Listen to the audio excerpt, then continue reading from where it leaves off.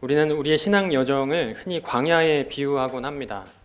주의 백성으로서 여러 삶의 형편을 통과하는 동안 그렇게 만나게 되는 이 내 안팎의 현실이 그리 호락호락하지 않기 때문일 겁니다. 저는 그렇습니다. 삶 속에서 경험하는 고난과 또 여러 불편한 일들 그 자체도 어렵긴 하지만 신앙인으로서 하나님을 믿는 사람으로서 저를 더 당황스럽고 곤란하게 만드는 것이 그 외적인 여러 가지 고난의 상황을 다뤄내는 그런 내 자신의 여전히 미숙하고 유치한 그런 실력 때문입니다. 외부의 형편이 고단할 때일수록 주님의 주 되심이 분명하게 드러나면 좋으련만 오히려 내 고집만 더 또렷해지는 듯해서 이중으로 힘이 듭니다.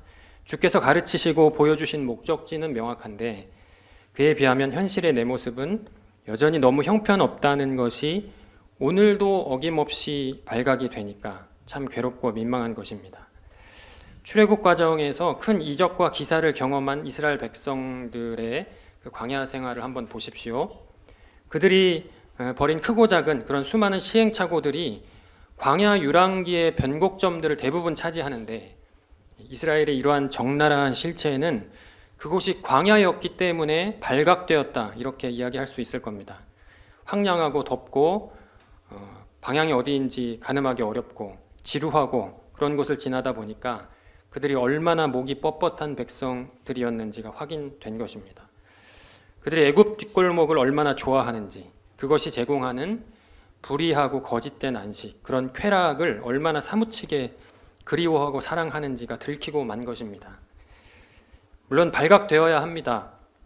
그래야 그것을 십자가 앞에 애통함으로 회개하면서 그런 자신을 주께 내어놓을 수 있는 가능성이 열릴 겁니다.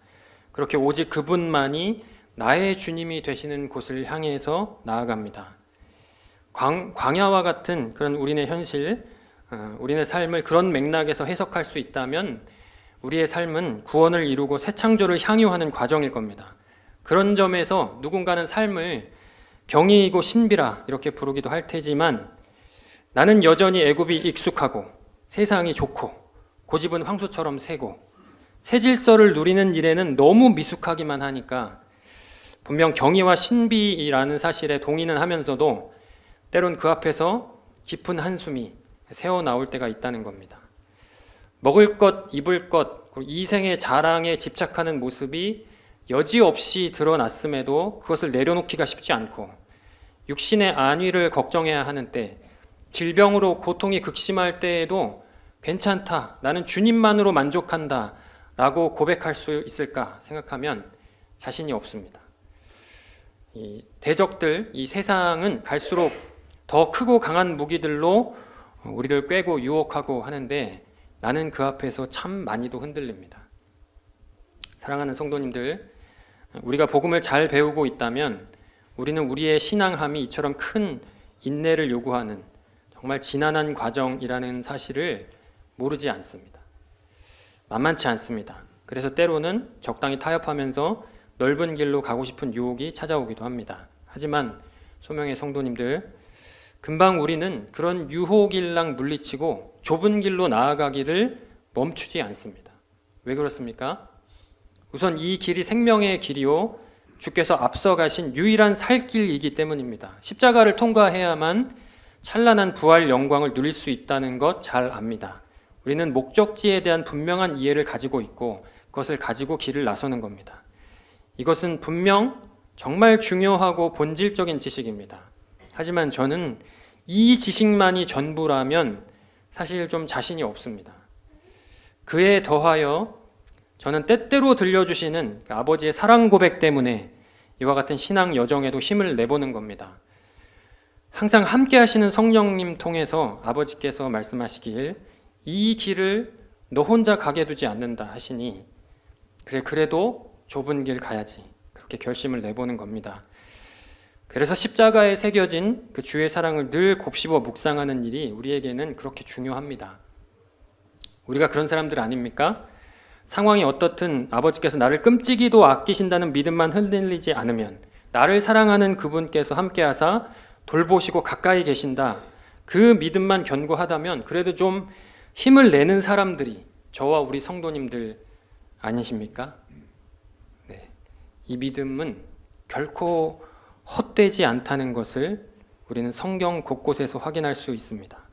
우리 가까이 성령님께서도 우리를 돕고 계십니다. 예, 발람 내러티브, 발람 이야기를 참 좋아하는데 이 이야기 안에서도 우리는 그런 사랑의 하나님을 만날 수 있습니다. 우리의 만만치 않은 형편이 자칫 하나님께서 멀리 계신 듯 여겨지게 할 때, 하나님 안 계신 것처럼 생각될 때 아니라고, 그렇지 않다고, 한 번도 너희를 놓은 적 없고 놓친 적 없다 라고 말씀해 주시는 하나님의 절절한 사랑이 이 이야기 안에 새겨져 있는 겁니다. 이 사랑이 우리의 품격입니다. 함께 읽은 본문을 포함하고 있는 이 민수기 22장에서 24장까지 이 부분이 유명한 발람 이야기입니다. 광야 40년 수많은 사건들을 만들어냈던 저 출애굽 1세대들은 이제 다 거의 다 이제 없어졌죠. 저물어 간 즈음에 이스라엘은 마침내 모압 평지에 도착합니다. 이스라엘로서는 이곳이 광야의 마지막 야영지이고, 이곳에서 이스라엘은 이제 모세가 아닌 여호수아가 인도하는 시대로 전환합니다. 신명기의 배경이죠. 출애굽 2세대들은 이제 약속의 땅에 진입하기 위해서 호흡을 가다듬고 영적으로 무장합니다. 이렇게 모압 평지에서 정말 기대가 가득한 모습으로 장막을 치고 성막을 세우고 하는 이 이스라엘의 허다한 백성들과는 달리 이 모습을 보면서 두려움에 사로잡힌 사람이 있었습니다. 바로 모압 왕 발락입니다. 그는 이스라엘이 어떻게 출애굽했는지에 대한 그 파다한 소문을 이미 들었고, 이스라엘 백성들이 이 모압 평지에 도착하기 직전에 그 강대한 아모리 왕 시혼과 바산 왕 옥을 아주 작살내버린 사건을 통해서 소문이 사실이라는 것을 확인했습니다. 이러한 이스라엘 앞에 모압 왕 발락은 정말 큰 위협을 느낍니다.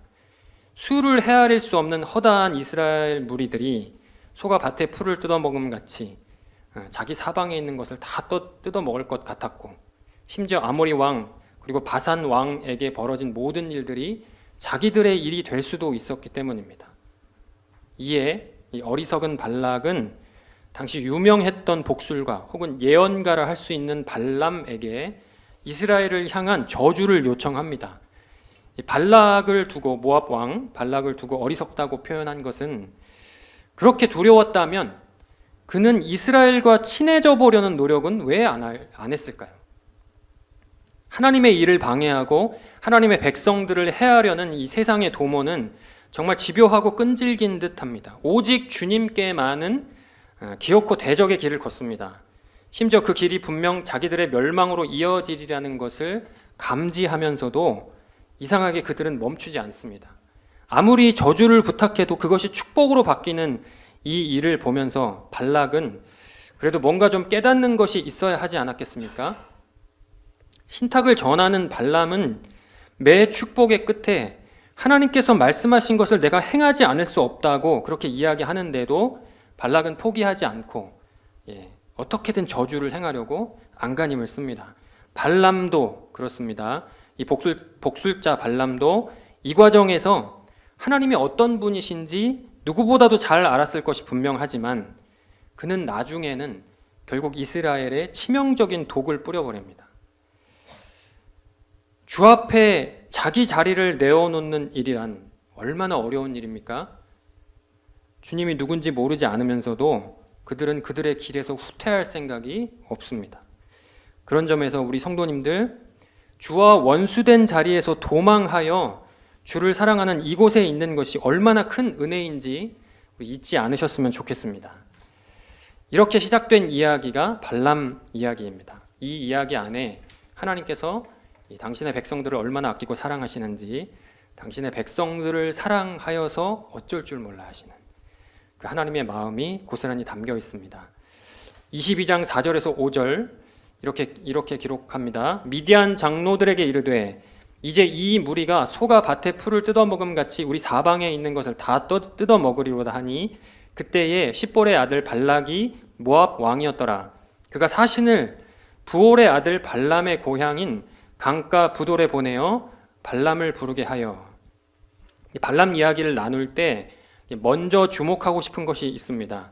이것은 이스라엘 백성들의 이야기가 아닙니다. 미디안, 모압, 강가 부돌과 같이 모압 사람하고 다른 이방 종교인 사이에서 벌어진 이야기라는 사실입니다. 발락은 모압 왕이었고 발람은 이 돈을 받고 신탁을 파는 그 메소포타미아 출신 종교인이었을 것이라고 이 학자들은 판단합니다.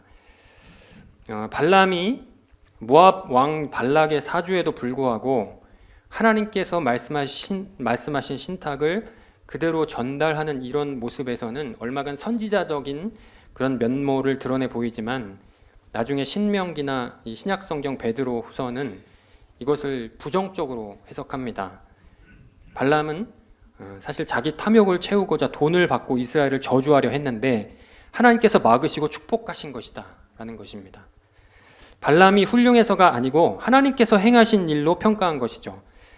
발람의 본심은 저주에 있었다는 말입니다. 이제 24장을 지나서 25장에 가시면 이스라엘이 모압 평지 시딤이라는 곳에서 모압 여자들과 음행하고 그 여인들의 신에게 절하는 사건이 일어나는데 이것이 발람의 꾀입니다. 발람의 간교로 인해서 이스라엘이 배교하게 되는 일이 벌어진 겁니다. 이처럼 발람은 하나님께서 이스라엘을 위해서 잠시 쓰시긴 하셨지만 결국 기회가 있었음에도 발람에게 큰 기회였습니다. 그렇지만 하나님 편에는 서지 않은 그런 인물이었습니다. 그러니까 모압 왕 발락이 두려움에 휩싸여서 당시 용한 복술가로 알려진 발람을 사주한 이 일을 최소한 모압 평지에 있었던 그 당시 모압 평지에서 진을 치고 성막을 세우고 했었던 그 당시에 이스라엘은 알지도 못한 일이었습니다.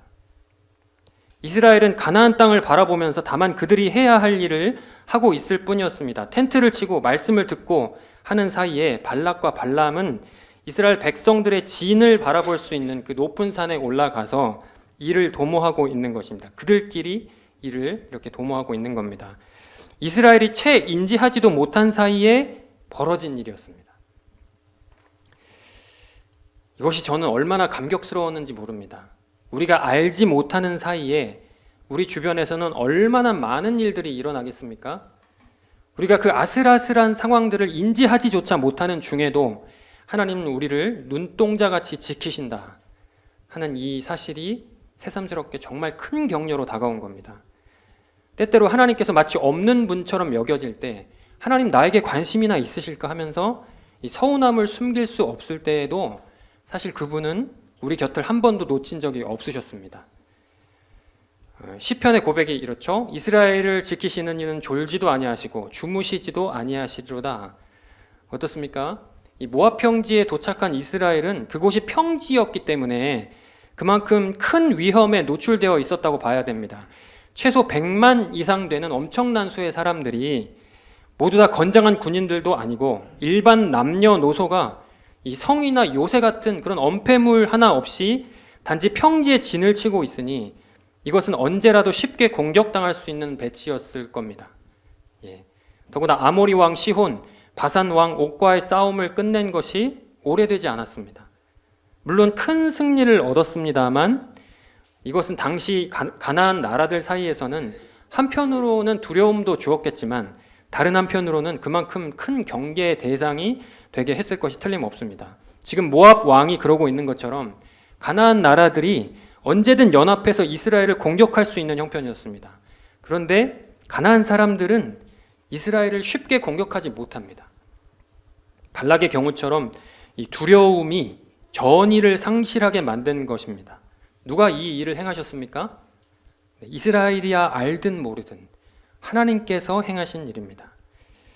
창세기를 우리가 보시면 그 야곱의 아들들 그 시므온과 레위가 꾀를 내어서 누이 디나를 욕보였던 그 세겜 집안의 사람들을 모두 다 죽인 일이 있었습니다. 그 일로 인해서 야곱 일가는 피신을 해야 했고 하나님의 말씀을 따라서 베델로 거처를 옮깁니다. 이때 하나님이 그 사면 고울들로 크게 두려워하게 하셔서 야곱의 아들들을 아무도 추격하지 못하게 하십니다. 그 기록이 창세기 35장 5절입니다. 그 많은 소유와 가족들이 베델로 길을 떠나는 동안 하나님께서 야곱 집안을 보호하신 것입니다. 야곱이 이를 알고 있었을까를 생각해 보면 나중에야 깨달았을는지는 몰라도 이 바삐 도망하던 당시에는 몰랐을 것이라고 봅니다. 성도님들, 하나님께서는 당신의 사랑을 인하여 그 백성들을 돌보시고 보호하십니다. 지금 모압 평지에 있는 이스라엘이든 야곱 집안 사람들이든 아무도 자신들을 공격하지 못하고 있는 이 상황이 하나님의 보호하심과 은혜임을 대부분은 인지하지 못하고 있었던 것이 틀림없지만 그들이 그것을 알고 있었을 만한 어떤 실력을 갖추고 있다고 생각할 수 없습니다. 그들은 그걸 분명히 몰랐을 겁니다. 그와는 상관없이 이스라엘이 알든 모르든 하나님은 당신의 백성들을 돌보고 계셨습니다. 하나님께서 그들을 사랑하셨기 때문입니다. 백성들이야 어떻든지 하나님 편에서는 당신의 백성들이 정말 사랑스럽습니다. 우리 둘째가 가끔 저한테 이럽니다. 나는 엄마만 좋아. 아빠는 싫어. 그러면 제가 이렇게 말합니다. 그래도 아빠는 서은이 좋아. 그러면 둘째가 씩 웃습니다. 정말 실제로 그렇죠. 우리 아이들이 어떻든지 제 편에서만큼은 우리 아이들 정말 좋고 사랑합니다. 아이들이 알아주든 모르든 상관없습니다. 제가 사랑하는 겁니다. 오늘 우리가 안전히 거하여 이 자리에 있는 것은 하나님의 사랑과 은혜에서 비롯된 그분의 돌보심과 보호하심 때문이리라 믿습니다. 이제까지 운이 좀 잘 따라주어서 우리가 안전한 것 아닙니다. 하나님께서 우리를 사랑하시고 아끼시니 안전합니다. 물론 우리가 잘 배우고 있는 것처럼 이 광야의 의미와 그 유익을 생각할 때, 영적인 유익을 생각할 때 때로는 어렵고 고통스러운 상황들을 만나기도 하겠습니다. 이 곤란하고 힘들고 서운한 일이 얼마나 많습니까? 우리가 그것을 모두 다 이해할 수는 없지만 그렇다고 우리 욥기를 통해서 잘 배운 것처럼 그것이 하나님의 통제권 바깥에 있는 일이라고는 절대로 생각하지 않습니다. 그 역시 하나님의 사랑과 은혜 안에서 해석할 수 있고 그와 같은 해석이 지극히 올바르다는 것을 성경은 끊임없이 가르칩니다. 그러니 오늘 만나는 고난 가운데서도 우리는 주의 사랑을 의심하는 일 없이 그분은 이 상황을 모두 아시고 그분께서 여전히 다스리신다는 확신을 가지고서 이 과정들을 견뎌내는 겁니다. 발락의 집요한 요청과 함께 가라는 그 하나님의 허락을 받은 발람은 자기가 늘 타던 나귀를 타고서 발락이 보낸 고관들과 함께 길을 나섭니다. 이때 아주 이상한 일이 벌어집니다. 여호와의 사자가 그 가는 길을 막고서 서 있는 겁니다. 처음에 발람은 이를 알아보지 못했습니다. 그의 나귀만이 여호와의 사자가 칼을 빼어 손에 들고 있는 것을 보고는 놀라서 길을 벗어나죠. 발람은 나귀가 그동안 잘 가던 길에서 벗어나서 밭으로 가니까 채찍질을 당연히 했을 겁니다. 채찍질을 하죠. 이런 일이 3번이나 일어나는데 마지막 세 번째에는 여호와의 사자가 비좁은 길에 이렇게 서니까 나귀가 이제 피해서 갈 틈이 없었습니다. 그러니 그 자리에서 주저앉아 버립니다. 이 때문에 발람이 분노하면서 지팡이로 나귀를 때립니다. 왜 나귀가 이러는가 하면서요. 이때 어떻습니까? 하나님께서 이 나귀의 입을 여십니다. 짐승이 말을 했다는 기록은 성경을 통틀어서 딱 2번 등장합니다. 오늘 본문하고 창세기 3장에 뱀이 말을 하죠. 아담과 하와를 꿰을 때.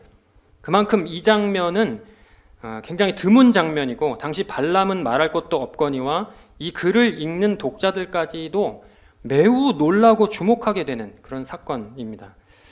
나귀 가라사대 이 스스로의 억울함을 호소하면서 그동안 충성스럽게 행하였거늘 왜 때리느냐고 이렇게 반발을 합니다. 이 놀라운 이적과 함께 하나님께서는 발람의 눈을 밝히시고 여호와의 사자가 손에 칼을 들고 길에 선 것을 보게 하십니다. 짐승이 말을 해서 억울함을 호소하고 반발한 이런 일을 하나님께서 행하신 것은 발람으로 하여금 그 앞에 선 여호와의 사자가 어떤 분이신지를 알게 하신 장면이라고 할 수 있습니다. 발람은 그야말로 복술가요 종교인이었습니다. 이 종교적인 현상들을 얼마나 많이 겪었겠습니까? 그러나 그러한 발람조차도 짐승이 말을 하는 이런 기이한 일을 경험해 보지는 못했습니다. 이 일을 통해서 발람은 하나님이 누구신가를 분명하게 알았을 것이 틀림없습니다. 그 앞에 서 있는 여호와의 사자가 보통뿐이 아니라 하는 이 사실을 알게 되었을 거라는 말입니다. 하나님은 다르시구나, 정말 신 중의 신이구나 하는 것을 발람이 경험했던 것이죠. 여기서 짚고 넘어가야 할 것이 있습니다. 발람이 이 고관들과 함께 길을 나서기 전날 밤에, 발람이 이제 나귀를 타고 길을 나서기 전날 그 밤에 하나님은 분명히 발람이 그들과 함께 갈 것을 이미 허락하셨습니다. 20절에 이렇게 기록합니다. 밤에 하나님이 발람에게 임하여 이르시되 그 사람들이 너를 부르러 왔거든 일어나 함께 가라. 그러나 내가 너에게 이르는 말만 준행할지니라. 그런데 막상 이렇게 길을 나서니까 나귀로 하여금 말을 하게 하시기도 하고 여호와의 사자를 보내셔서 길을 막으시는 이런 일을 행하셨습니다. 갈 것을 허락하셨으면서도 왜 길을 막으신 걸까요? 이것은 발람의 의도를 생각해 보게 합니다. 베드로 후서는 발람을 불의의 삭세를 사랑한 선지자라 일컫습니다. 불의의 삭세, 욕심을 내서 따라 나섰다가 나귀가 사람의 소리로 말해서 이 선지자의 미친 행동을 저지하였다. 이렇게 해석을 하는 것이죠. 그러니까 이에 의하면 발람은 전날 밤에 당신의 말만 전하라는 하나님의 말씀을 들었지만 발락을 만나서 더 큰 복채를 제안을 받으면 아마도 그의 원대로 저주를 내리려고 그렇게 마음을 먹고 있었을 것으로 볼 수 있습니다. 이 더 큰 복채 앞에서 마음이 흔들렸을 상황이었다는 것이죠. 하나님께서 이를 아시고 나귀가 말을 하는 이 사건을 통해서 정말 드물고 정말 이례적인 이런 사건을 통해서 하나님 자신이 누구인지 알게 하신 겁니다. 그런 만큼 당신의 사자가 손에 칼을 들고 있는 이 경고를 결코 무시해서는 안 된다는 것을 다시 한번 강조하신 겁니다. 그야말로 발람이 어떤 불의의 삭세에 의해서 마음이 흔들릴 그런 엄두도 내지 못할 만큼 아주 강력한 경고를 행하고 계신 것이라 볼 수 있겠습니다. 이처럼 우리 하나님께서는 당시 가나안 족속들의 군사적 공격은커녕 그 하찮은 복술자에게 정말 하찮은 저주조차 입에 올리지 못하게 하셨습니다. 아주 강력한 방식으로 그렇게 하셨습니다. 저는 처음에는 이것이 좀 의아한 일이었습니다. 그 저주가 혹 발람의 입에서 나온다 한들 당시 이스라엘은 그 저주가 행해지는지 알지도 못하는 상황이고 이 만군의 하나님 여호와께서 그 저주를 무시해버리시고 실현되지 못하게 하시면 될 일이 아니었을까요? 발람이 도대체 무엇이간데 그렇게 신경을 쓰십니까? 하나님이 발람이 저주를 입에 올린다고 해서 하나님이 그의 말을 들어야 하는 분이실 리가 없습니다. 그냥 무시해버리면 될 일이 아니었을까 이렇게 생각을 했는데 하나님께서는 저주는커녕 아주 기적적인 방식을 동원해서라도 그 말을 아예 영광스러운 축복으로 바꾸어 버리십니다. 왜 그러셨을까요? 나중에 납득이 된 것이 사랑의 하나님이시니 그럴 수 있겠구나 싶었습니다. 하나님께서는 그러니까 하나님 편에서는 당신의 백성들에게 행해지는 이런 험한 말조차 듣기 싫으신 겁니다. 내 자식에게 내가 화를 낼지언정 남이 내 자식한테 욕하는 건 참을 수 없는 일입니다. 내 사랑하는 백성에게 아무리 하찮다 하여도 저주의 말을 허락할 수 없다. 백성들이야 어떻든지 내 편에서는 나 여호와 하나님 편에서는 그런 말을 도저히 들을 수가 없다 하시는 듯합니다. 모압 평지의 이스라엘은 이제 새로운 세대로서 새로운 시대를 준비하고 있는 상황입니다. 신명기 율법의 가르침을 통해서 언약을 갱신해야 하고 지도자도 모세에서 여호수아로 이렇게 교체되는 그런 일들을 지금 수행하고 있습니다. 이 일에 어떠한 흠도 개입되지 않고 온전한 축복 아래 진행되도록 하나님은 복술자의 입을 막으시고 저주를 축복으로 바꾸어 버리신 것이라고 봅니다. 하나님께서 당신의 백성들을 얼마나 아끼십니까? 그분은 우리의 하나님이시라 우리가 그분께 어떤 존재인지 그분께서 우리 성도님들을 얼마나 아끼시는지 바로 알기 원합니다. 재밌는 것은 이 하나님의 축복을 선포하는 장소가 어디입니까? 바알의 산당입니다. 22장 41절에 바알의 산당에 올라가서 이 발람과 발락이 이를 도모했다는 기록이 등장합니다. 바알을 예배하는 곳에서 발람은 하나님의 이름으로 이스라엘을 축복하고 있습니다. 만약 진짜로 바알이 그 자리에 있었다면 이 바알은 참으로 이 머쓱한 상황이 아니었을까 생각이 됩니다. 자신의 영역 안에서 하나님의 이름으로 축복이 내려지고 있는 겁니다. 바알을 섬기는 일, 그러니까 우상을 의지하는 일이 얼마나 헛된 일인지를 성경은 계속해서 강조하죠. 하나님만이 유일한 우리 하나님이시라 하는 이 믿음을 잘 간직하셨으면 좋겠습니다. 이제 24장까지 발람의 축복이 이어지는데 3번의 축복이 이어집니다. 모두 노래로 구성되어 있습니다. 그 내용을 요약하면 어떤 선생님께서 이렇게 말씀하셨는데 한마디로 이스라엘의 품격입니다. 보라, 홀로 사는 저 백성, 스스로를 여러 민족들 가운데 하나로 여기지 않는 백성. 첫 번째 축복이 이렇게 시작됩니다. 열방의 여러 다른 백성들과는 전혀 다른 홀로 사는, 홀로 서 있는 모든 민족 위에 뛰어난 백성이라 이렇게 노래합니다. 이스라엘이 어떻게, 왜 그런 백성일 수 있습니까? 이스라엘이 워낙 잘나서 그렇습니까? 우리는 광야의 이스라엘을 잘 알고 있습니다. 그것이 아니죠. 하나님 안에 있으니 그렇습니다. 하나님이 그들의 하나님이고 그들은 그분의 사랑받는 백성이기 때문에 모든 민족들 위에 뛰어나다 이렇게 선포되는 겁니다. 하나님만이 우리에게 참된 의미와 가치를 부여하고 우리 품격의 근거가 되십니다. 야곱의 티끌을 누가 능히 세며 이스라엘 4분의 1을 누가 능히 셀고 나는 의인의 죽음을 죽기 원하며 나의 종말이 그와 같기를 바라노라. 발람의 말입니다. 발락과 발람은 산꼭대기에서 모압 평지의 이스라엘 백성들 이렇게 바라보고 있습니다. 발람은 이를 보면서 먼지처럼 많은 이스라엘 백성들을 찬양합니다. 그러면서 자기도 이스라엘처럼 복받은 사람이 되기를 바라는 것으로 이 첫 번째 축복을 끝맺습니다. 이스라엘 백성들은 아무것도 없는 광야를 지나왔지만 이 먼지처럼 많은 수의 백성들이 있는 정말 큰 나라를 이뤘습니다. 먹을 것, 입을 것, 씨를 뿌릴 곳조차 없는 불임의 땅이었고 죽음의 땅에서 오직 우리 하나님께서 세심하게 돌보신 결과입니다.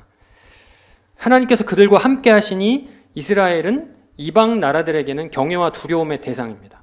화려해 보이는 세상 가치들이 아니고 오직 하나님께서 그들의 품격인 것입니다. 오늘 같이 읽어주셨던 우리 본문 다시 한번 읽겠습니다. 야곱의 허물을 보지 아니하시며 이스라엘의 반역을 보지 아니하시는도다. 여호와 그들의 하나님이 그들과 함께 계시니 왕을 부르는 소리가 그 중에 있도다. 하나님이 그들을 애굽에서 인도하여 내셨으니 그의 힘이 들소와 같도다. 야곱을 해할 점술이 없고 이스라엘을 해할 복술이 없도다. 이때에 야곱과 이스라엘에 대하여 논할진대 하나님께서 행하신 일이 어찌 그리 크냐 하리로다. 이 백성이 암사자같이 일어나고 수사자같이 일어나서 움킨 것을 먹으며 죽인 피를 마시기 전에는 눕지 아니하리로다. 하나님은 야곱의 허물을 보지 않으시고 이스라엘의 반역을 보지 않으신다 합니다. 발람이나 발락이 이스라엘과 광야 여정을 함께 하지 않았다는 것을 생각하면 발락과 발람은 이스라엘의 광야 여정을 잘 세세하게까지는 잘 몰랐을 겁니다. 그런 그들에게 저 모압 평지의 이스라엘은 정말 크고 강대한, 그들이 보기에는 어쩌면 완벽한 민족이었습니다. 하나님께서 이렇게까지 아끼시고 돌보시는 민족이라 하니 그러면 그만큼 그들의 눈에 비춰진 이스라엘은 얼마나 대단하고 경이로웠을까요? 하지만 아까 말씀드린 것처럼 이스라엘의 허물과 반역은 우리가 잘 압니다. 완벽과는 거리가 먼 그런 민족이었습니다. 어떻습니까?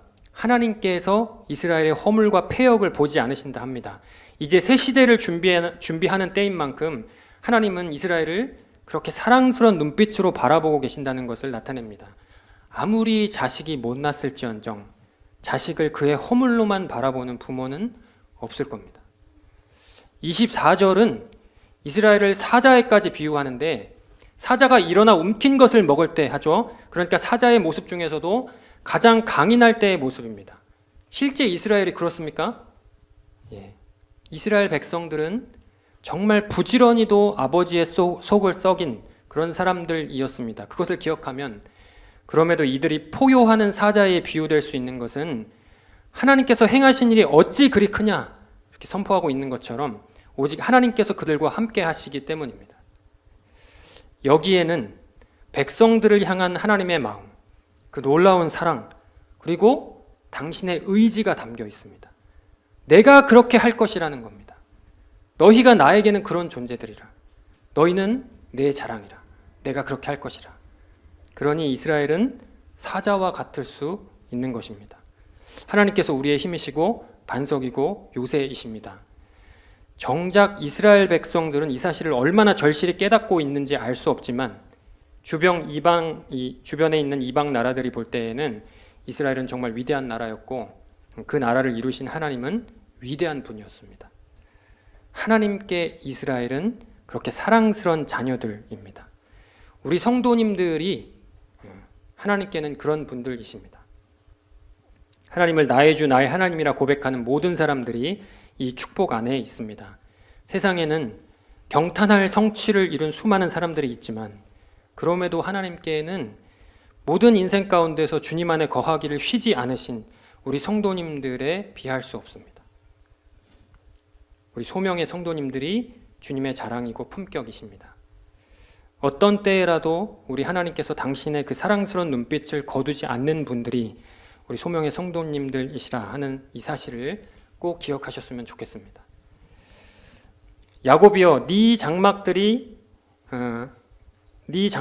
이스라엘이여 네 거처들이 어찌 그리 아름다운고 그 벌어짐이 골짜기 같고 강가의 동산 같으며 여호와께서 심으신 침향목들 같고 물가의 백향목들 같도다. 발람의 이러한 아름다운 축복의 선포는 이 민수기 전체에서 아주 중요한 자리를 차지합니다. 이스라엘은 이제 광야 40년 동안의 이 유랑과 방황의 세월에 종지부를 찍고 이제 약속의 땅으로 나아가는 그 길목에 있습니다. 학자들은 이 모압 땅을 두고 죄 많은 옛 세대와 새로운 희망의 세대가 겹쳐지는 곳이라고 이야기합니다. 보시면 출애굽 2세대들이라 해서 1세대들보다 나은 사람들이 결코 아닙니다. 그들 역시 목이 곧은 백성이라는 평가 안에서 자유롭지 못했습니다. 신명기를 묵상하시면서 확인하셨을 겁니다. 옛 시대, 옛 세대의 습관이 여전히 남아있었던 사람들이라는 말입니다. 그런 이들이 이제 모압 평지에서 새로운 희망을 준비하고 있는 겁니다. 이 희망의 근거는 그러니까 허다한 인구수를 자랑하는 이 짱짱한 이스라엘이 아니고 오직 그들과 함께 하시는 여호와 하나님께 있습니다. 이스라엘을 향한 발람의 축복은 하나님으로부터 왔다는 것을 기억해야 합니다. 하나님께서 이방인 선지자의 입을 통해서 이스라엘이 얼마나 아름답고 안전하며 풍요로운지를 이렇게 노래하신 겁니다. 하나님께서 당신의 신실함과 뜻과 그 의지를 담아서 부르시는 그 백성들을 향한 하나님의 사랑 노래인 것입니다. 그리고 이 노래는 오늘날도 변함없이 당신의 백성들을 향해 있습니다. 우리를 향한 노래입니다. 아직 옛 질서에 익숙한 우리 서두에 말씀드린 것처럼 아직 옛 질서에 익숙한 이 몸에 새 생명, 새 질서를 담고서 광야와 같은 현실을 살아간다는 것은 정말 경이롭고 영광스러운 일이지만 쉽지 않습니다. 정말 어렵습니다. 하지만 그럼에도 우리는 소망을 가지고 이 길을 기꺼이 나섭니다. 어렵지만 힘들지만 이 길을 포기하지 않습니다. 때로 우리 삶이 저 불평 가득한 이스라엘과 다를 바 없다 여겨질 때에도 우리는 하나님 붙잡은 손을 결코 놓고 싶지 않습니다. 우리가 이와 같은 아버지의 사랑과 뜻, 그분의 신실함 우리 안에 있기 때문에 우리가 정말 이 길을 계속 가기를 원하는 것입니다. 나는 늘 초라하고 민망스럽지만 주께서는 그런 우리를 강가의 동산을 보듯 여호와께서 심으신 침향목, 물가의 백향목들을 보시듯 우리를 바라보신다 하십니다. 당신의 의지를 담아서 그렇게 하십니다. 이 여정의 모든 순간에 아버지의 그 사랑스러운 시선을 발견하니 우리는 힘을 내는 것입니다. 말씀 맺겠습니다. 성도님들, 오늘도 우리는 우리 발이 부르틀까 옷이 해질까 세심하게 돌보시는 아버지의 사랑을 누립니다. 하나님은 사람이 아니시니 거짓말을 하지 않으시고 인생이 아니시니 후회가 없으시도다. 어찌 그 말씀하신 바를 행하지 않으시며 하신 말씀을 실행하지 않으시랴. 이와 같은 분이 우리를 택하셨고 이제도 사랑하십니다. 우리를 향한 하나님의 사랑은 변함이 없으십니다. 우리가 혹 눈치채지 못할지라도 그분의 돌보심은 늘 한결같습니다. 더위와 추위, 목마름과 배고픔에 더하여 수많은 헛된 가치들이 우리를 꿰고 위협하는 이 세상에서 우리가 하나님을 예배하는 이 자리에 있는 것은 눈동자같이 우리를 살피시는 하나님의 그 사랑과 은혜 때문입니다. 이 사랑이 누구에게 향해 있습니까? 누가 봐도 흠잡을 데 없는 훌륭한 자녀들에게만이 아닙니다. 광야가 힘들다. 그리스도인으로서 정직하고 성실하게 살아가는 삶이 감당이 안 된다 하면서 여전히 머뭇거리고 자신 없어 하는 아직은 좀 믿업지 못한 자식들에게로 더더욱 향해 있습니다. 이 사랑이 우리로 하나님의 참 백성으로 만들어가는 이 여정, 이 구원의 여정, 정말 신비와 경의의 여정을 어렵지만 기꺼이 걷게 하는 것입니다. 여정 중에 이 신비의 여정을 가는 중에 내 실체가 매 순간 발각이 돼. 오늘도 발각되고 또다시 발각되노라면 실망하고 좌절할 때도 있지만 이 사랑 때문에 그래도 다시 힘을 얻고 앞으로 나아가 보는 겁니다. 하나님, 나보다 나를 더 잘 아시니 그분께서는 우리에게 가장 선한 방법대로 우리를 사랑해 주실 겁니다. 하나님 안에 거하여 있는 것이 가장 안전한 길이고 해를 두려워하지 않을 수 있는 유일한 보증이라 하는 이 사실을 꼭 붙잡고서 그분을 더 깊이 알고 더 풍성히 누리셨으면 좋겠습니다. 그래서 우리 성도님들의 삶에 하늘의 품격이 가득하기를 간절히 원합니다. 사랑의 하나님 아버지, 저희가 무엇이 간데 주께서는 저희를 사랑하사 돌보시고 눈동자같이 지키시는지요. 그 은혜를 잊지 않기를 원합니다. 주의 그 놀라운 사랑 안에 거하여 하늘의 품격을 누리며 살게 하옵소서. 주께서 저희의 힘이고 반석이고 요새이십니다. 감사하며 이 모든 말씀 존귀하신 예수님의 이름으로 기도합니다. 아멘.